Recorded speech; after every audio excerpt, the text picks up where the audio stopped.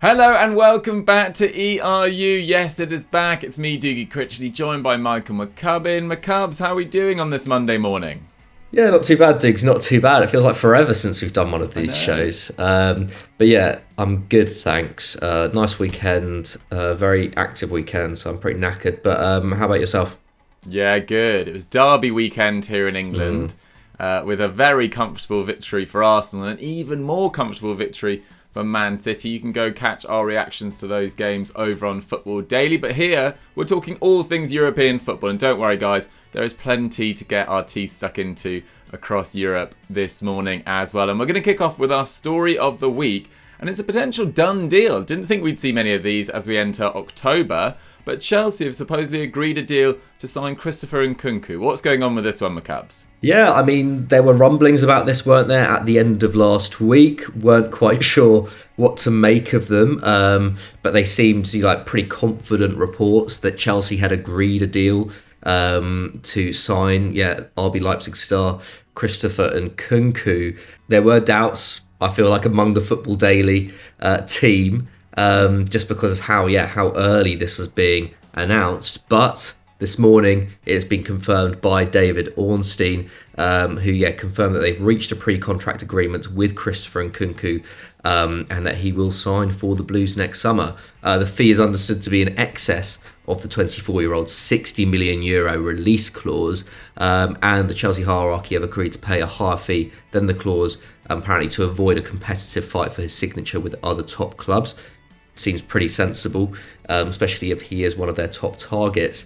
And this means that the West London outfit have now signed 4 players for at least £50 million in the 5 months after Todd Boehly's takeover. Obviously, that's Sterling, Cucurella, Wesley Fofana, and now Nkunku. Given that it took Jurgen Klopp and Pep Guardiola 3 seasons to sign that many £50 million players, this obviously puts a fair amount of pressure on Graham Potter already to challenge for major honours, doesn't it? He's only just through the door. I think it also puts pressure on Todd Boehly as an owner, in terms of, the kind of statement that he's set out already in terms of the investment in the squad, especially considering they're still yet to sign, or at least they're still yet to put money down on a long-term option at centre forward. Unless Nkunku is their long-term option at centre forward, that would be an interesting one. Obviously, his goals record last season in particular was pretty staggering. Obviously, Chelsea at the moment not in the best place on the pitch. They're currently in 5th. They're 8 points behind leaders Arsenal. Obviously won on the weekend, but have only won 4 of their opening 7 league games this season. They've obviously lost to Leeds and Southampton, in pretty convincing fashion as well. But Dukes, we're obviously big fans of Nkunku at Euro Football Daily. We've been speaking about him for what feels like, 4 or 5 years at this point. What do you think he could bring to Chelsea? Well, first of all, it's important to note that after his €13 million switch from PSG to RB Leipzig, his first 2 seasons were really promising, but probably not spectacular. I mean, he provided 12 goals and 27 assists in his first 84 games for Leipzig, but he absolutely exploded last term. His numbers were quite frankly ridiculous. 35 goals and 20 assists in 52 games in all competitions. His 33 league goals and assists was only topped by 4 players in Europe's top 5 leagues. That's Mbappe, Benzema, Lewandowski and Mo Salah. So he was really amongst the best of the best in European football last term. And he also showed his worth in the Champions League as well. He scored a hat-trick against Man City. I think they lost that game 6-3 actually. So Ali United yesterday. He got a goal and assist against his former club PSG as well. And he finished with 7 goals and 2 assists in 6 games in the Champions League. They then got knocked out of that competition. They dropped down to the Europa League. And he got 4 goals in 6 Europa League games, helping RB Leipzig to the semi-finals where they lost to Rangers. And despite Leipzig having a pretty difficult start to this campaign, they had to get rid of Domenico Tedesco. Well, they didn't have to, but they chose to, bringing in Marco Rosa. They're still 11th in the table. They're 4 points off 4th at the moment. But Nkunku has played pretty well so far. He's probably been their best player once again. 8 goals and 1 assist in 12 games. In terms of his strengths and what he can bring to the table, I think his versatility is absolutely crucial. Like in his first couple of years at Leipzig, he mainly played off the left. But last year he played a lot more centrally as well. He can play as a number 10. I even saw someone on Twitter over the weekend saying that in his early days at PSG he actually played in a midfield 3 as well. So this is a guy who's got the skill set to do just about everything. I think he picks really good passes as well. If you compare him to other top forwards, his pass completion, his passes attempted, and his progressive passes all rank in the top 8% for forwards around Europe. But he's also got that ability in tight spaces to beat a man. He's exceptionally fast on the break. He'll fit a number of different systems for Chelsea and different styles as well. He's very comfortable in possession, so if they're looking to do that slow sort of methodical build-up that they did under Tuchel and what Potter's side have been known for at Brighton as well, having the vast majority of possession and then springing these quick dynamic attacks, then I think Nkunku will be absolutely perfect as well. Chelsea fans, though, might be a little bit nervous just because their success in terms of signing players from the Bundesliga hasn't been absolutely brilliant. Obviously, Christian Pulisic has struggled. Timo Werner was a pretty poor signing, as it turned out, given the fee that they paid for him. And Kai Havertz has struggled to consistently perform in a Chelsea shirt as well. I would say, though, that Nkunku has some advantages over them. Firstly, he's 24, so he's older than those other players when they arrived at Chelsea, and he's also played nearly 80 games for PSG as well, so he's been involved in an elite setup beforehand. So that should give him an advantage in terms of instantly adapting to life at Stamford Bridge, and having operated at 0.84 XG and expected assists per 90 last year, a really elite number, he's hopefully got the quality as well to instantly succeed at Chelsea. I mean, McCubs, is this a sort of perfect landing spot for Nkunku? Are you surprised that he's chosen to sign for Chelsea this early? Would you have, if you were him, would you have waited till next summer and potentially moved to a club more guaranteed for challenging for titles? I mean, yeah, to an extent. I think he probably could have waited. I think that would have been a wiser thing to do. But Chelsea kind of more than activated the release clause, I guess. Also, I think Nkunku may have been holding out for Liverpool this summer, but obviously they signed Luis Diaz in January. They signed Darwin Núñez in June. I don't think Liverpool are going to be investing in their attack again anytime soon. I feel like maybe that was who he was holding out for, and Liverpool was certainly the club who were linked with him most. Aside from that, who else is out there really? I don't think Man City are going to invest in the attack again anytime soon. They've invested a lot over the last 12 months. Real Madrid, is Nkunku really the fit for Real Madrid? I feel like the centre forward position, that Benzema replacement, is who they're going to go for next, and I feel like Nkunku is maybe too unconventional in that sense. So in some ways, aside from maybe a return to PSG where he would still be battling it out with Mbappe, Neymar and Messi for a starting berth, I'm not sure where the other options were going to be, if I'm honest. Bayern never seemed like that they were that interested in him. So I feel like in some ways maybe it does make sense. This is an exciting Chelsea project. Yes, they're not instantly challenging for titles, but Graham Potter is a very exciting manager. Todd Boehly has set out his stall in terms of investing a lot in the squad, and there are he is still joining a squad with a lot of exciting young players. Chelsea they're not in the best of form right now, but there is the potential for that team with a little bit more investment in the midfield, and perhaps a little bit more of a kind of settled back five / kind of middle four. This is a team that could explode at some point. So I think if Nkunku can come in and replicate at least some of the form that he's shown in the Bundesliga, then this should be a pretty positive move. There we have it, guys. We are both very excited for this move. Chelsea fans, let us know what you guys think, though. Where do you think he'll play? What does this mean for Aubameyang? Let us know the answers to those questions in the comments down below. And let's move on to our result of the week. Our result of the week comes from @MickLooking, and it's Inter versus Roma. Highly entertaining game, this one, dudes. And one I believe you called the scoreline on. What went down? I did. But before we get on to that, there are some other shouts we need to give as well. Milan beat Empoli 3-1. Empoli equalised in the 92nd minute before two late goals from Ballo-Touré and Rafa Leão. An excellent chip on the break. A beautiful goal from Rafa Leão. Sealed a very important victory in a game that Milan probably didn't play at their best. But as we say with Milan over the last particularly this year, 2022, they've been so good at sort of getting results when they need to. Cambuur also beat PSV 3-0 in the Eredivisie, and Cologne beat Dortmund 3-2 in the Bundesliga. So shout out for those. But Saturday night saw Inter's challenging start, I should say, to the season continue as Roma came back from 1-0 down to beat them 2-1 at the San Siro. This condemns the Nerazzurri to their 4th league defeat of the season, the joint most they have lost in any of the last 3 campaigns, and we've only just hit October.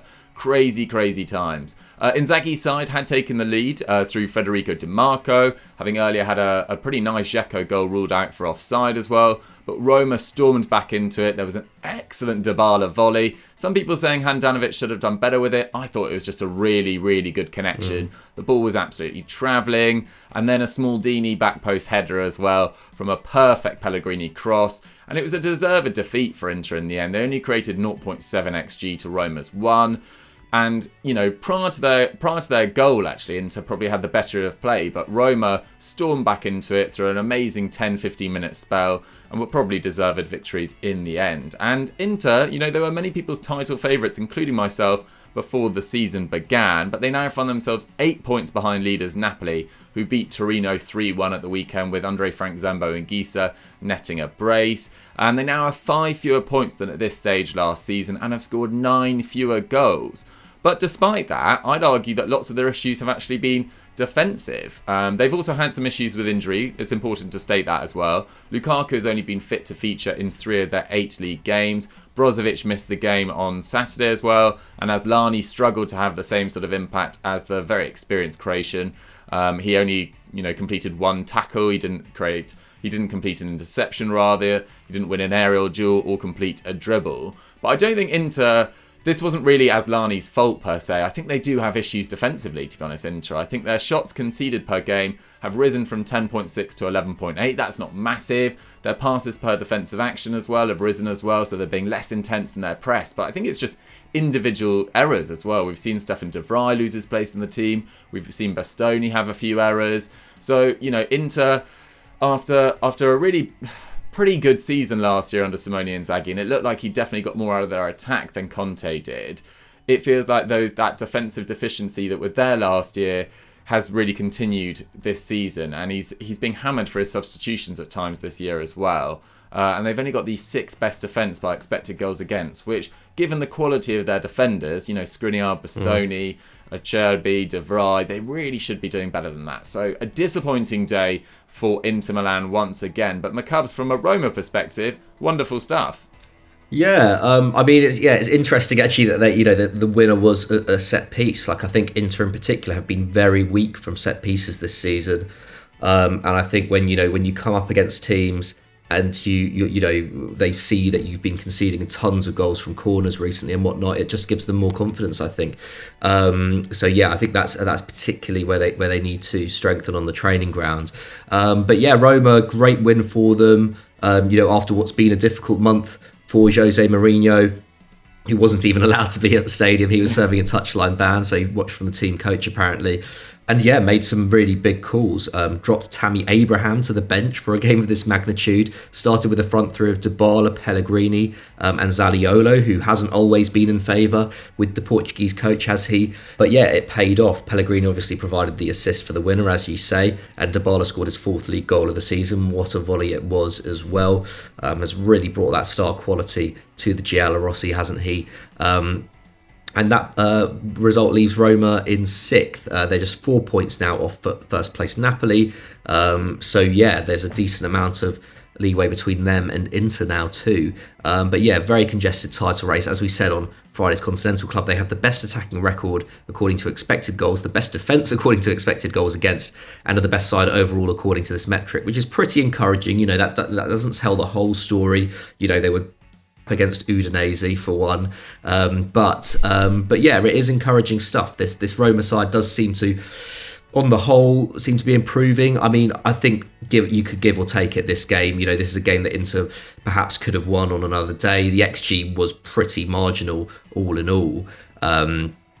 and Roma didn't create that many clear-cut opportunities, but it is encouraging. Dybala had a great game and then was taken off. The fact that Roma can now bring on Tammy Abraham and Belotti in the second half just goes to show how well they've built that attack. The depth there is really up there with the best in Italy. Matic also had a good game and has generally looked pretty good since arriving in Italy too. As for the key performers in this match, Inter's best player was probably Çalhanoğlu.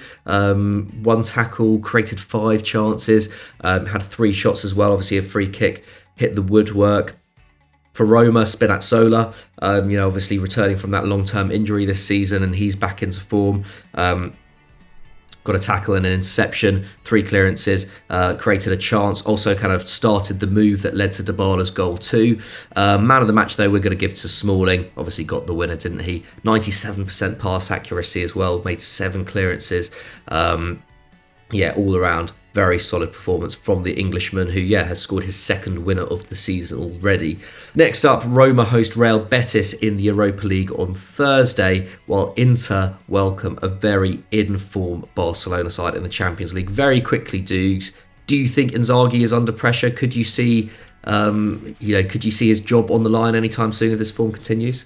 Oh, it would be harsh, but I think he is definitely under pressure. I think their financial issues as a club might save them from a big payout in terms of Inzaghi's contract. I actually don't know how much he's on, but I don't think it will really be the Champions League that costs him his job, just because they're in a group with Bayern and Barcelona, who are 2 excellent sides. But if this league form doesn't pick up, right now they look sort of struggling to make the top 4. As those metrics that we've already talked about suggest, they're probably the 4th best side or 5th best side, which is just not where we expected them to be. But hopefully Lukaku's coming back. I think he should be back by next weekend, so that should make a big difference. Nice. Well, let us know your thoughts on Inter's situation. Do you think Inzaghi's under pressure, or do you think he will be given an ample amount of time to turn things around? Let's move on to our star of the week. Okay, our star of the week this week. I think it's the first time this season, but he has had a phenomenal year so far. It's Jamal Musiala at the suggestion of @Gundahau. But there were a few other shouts we could have given it to, McCubs. Yeah, of course, like any week, we could have chosen Alexander Sorloth for his 2-goal display in Sociedad's 5-3 win over Girona, or Stefano Sensi for absolutely dominating Sampdoria in Monza's 3-0 victory. Got 6 tackles and 5 key passes in that game. Impressive stuff from the Italian midfielder, and a great victory for Monza as well. But yes, Jamal Musiala, one of the stars of the 22-23 campaign so far across Europe, continued his brilliant form for Bayern Munich as they crushed Bayer Leverkusen 4-0 on Friday night with a goal and 2 assists. The 19-year-old now has 5 goals and 3 assists in 7 league games this term. No one has been directly involved in more goals in the Bundesliga. Only Werder Bremen's Niklas Füllkrug has been involved in the same amount. His all-round game was just brilliant, as we've seen in almost every game this season. 4 tackles, 2 dribbles, 4 chances created, fired off 2 shots himself as well. He's averaging 4 shots and over 3 chances created and over 2.5 dribbles per 90 this term, and is generating almost an expected goal and assist per 90 as well. World-class form, basically, from a 19-year-old. Obviously in a very productive Bayern Munich side, we must add, but he's arguably been their best performer this season, which is saying something in a squad as star-studded as Bayern's. He's only started 25 league games for the club in total. But Dukes, what happened in this game? Because there are a few errors, goalkeeping errors from Bayer Leverkusen's perspective, weren't there? What went down here? Yeah, Radetzky never really has a great game against Bayern, I swear. I remember a couple of years ago, Bayer Leverkusen were top as we approached Christmas. I think it was the season before last, and Radetzky had an absolute shocker in one of those games as well. But don't put that on Twitter. I remember putting that on Twitter maybe last season, that Radetzky has too many errors in his game, but is a top keeper. A bit like someone like Hugo Lloris, who had another stinker on Saturday. And the Bayer Leverkusen fans really came after me. They are fiercely protective of Radetzky. So I feel like you're always I feel like you're always being chased down by some. Yeah, there's always some niche fan base that's coming after me. But anyway, this was a much needed victory for Bayern, as we talked about on Continental Club on Friday. They'd gone 4 games without a win prior to it, and this was pretty one-sided, to be honest. They had 20 shots with 9 on target to Bayer Leverkusen's 10 and 5. XG had it at 2.1 to 0.9. So for the first time in a while, it felt like Bayern's finishing was really, really strong, and yeah, they were just super, super clinical. And remarkably, despite their recent struggles in front of goal, they've still scored the 3rd most goals in Europe's top 5 leagues, behind Man City, who've scored 29, and PSG, who've scored 28. Interestingly, Arsenal, 4th on the list, with 20. Bayern, next up for them, they host Viktoria Pilsen on Tuesday, before Der Klassiker next weekend, looking for a 9th consecutive win against Dortmund. What a record against your supposed biggest rivals. Insane stuff. But guys, that's all we've got time for on ERU for this week. I hope you guys enjoyed the rundown. Make sure you're in the comments telling us about what you thought about Jamal Musiala's performance and any other stars of the week we potentially missed out from a mention. My cubs, if they've enjoyed this video, what should they go and watch now? They should go and watch out the latest Continental Club, where we discussed the most disappointing signings so far this season. Nice. And also go check out yesterday's Explained on Neymar, whether he's the most disrespected player of his current generation. So go check that out. Thank you very much for watching, guys. We'll catch you later in the week. Goodbye.